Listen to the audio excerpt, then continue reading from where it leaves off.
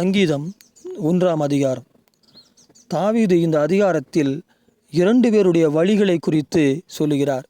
ஒன்று நீதிமானுடைய வழி, இன்னொன்று துன்மார்க்கருடைய வழி. இந்த நீதிமான்களுடைய வழியை கர்த்தர் அறிந்திருக்கிறார் என்றும், இந்த துன்மார்க்கருடைய வழி அழியும் என்றும் சொல்லுகிறார்.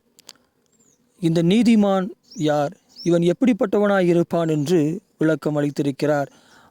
இந்த நீதிமான் நீர்க்கால்களின் ஓரமாய் நடப்பட்டவனாகவும், தன் காலத்தில் தன் கனியை தருபவனாகவும், இலையுதிராதிருக்கிற மரத்தை போலவும் இருப்பான் என்று சொல்லியிருக்கிறார்.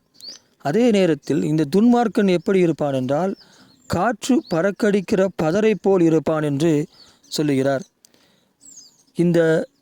இந்த துன்மார்க்கன் நியாய தீர்ப்பில் நிலை நிற்பதில்லை என்றும், அதேபோல் பாவிகள் நீதிமான்களுடைய வழி சபையிலே நிலை நிற்பதில்லை என்றும் சொல்லுகிறார்.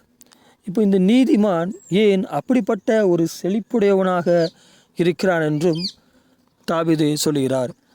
என்னவென்றால், இந்த நீதிமான் எப்படி இருப்பான் என்றால், கர்த்தருடைய வேதத்தை இரவும் பகலும் தியானிக்கிறவனாக இருக்கிறான்.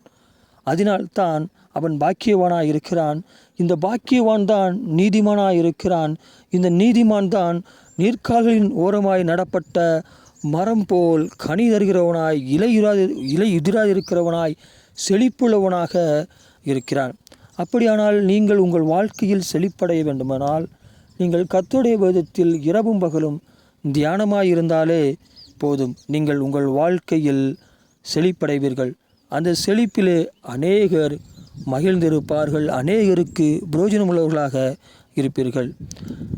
இப்போது இந்த இரவும் பகலும் கர்த்தருடைய வேதத்தை தியானிக்க வேண்டுமானால் 4 காரியங்களை செய்ய வேண்டும்.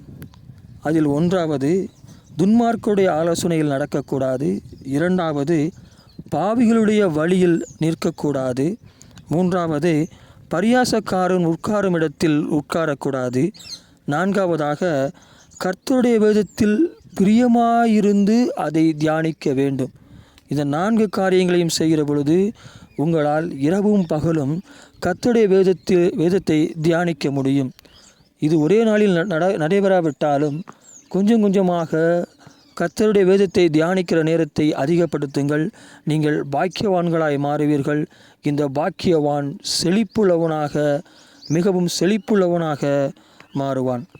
இப்பொழுது இங்கே ஒரு கேள்வி வருகிறது. என்னவெனில், நீதிமானுடைய செழிப்பை போல இந்த உலகத்தில் துன்மார்க்கருடைய செழிப்பும் இருக்கிறதே என்று. இதை குறித்து நான் என்ன நினைக்கிறேன் என்றால், நாம் பார்க்கிற இந்த துன்மார்க்கருடைய செழிப்பு வெறும் பதரை போல் இருக்கத்தக்கதாக நீதிமான் ஆசீர்வதிக்கப்பட்டிருப்பான் என்று நினைக்கிறேன். இது கர்த்தருடைய பார்வையாக இருக்கிறது.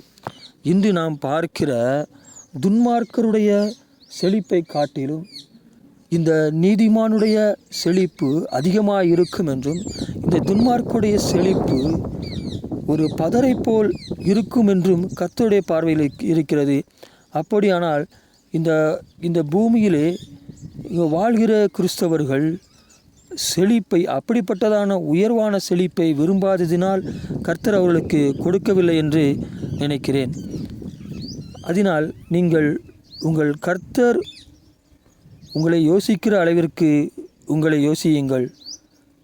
நீங்கள் நீதிமான்களாயிருங்கள். கர்த்தருடைய வேதத்தில் இரவும் பகலும் தியானமாயிருங்கள். செழிப்படையுங்கள். அநேகரை செழிப்புள்ளவர்களாக்குங்கள். ஆமேன்.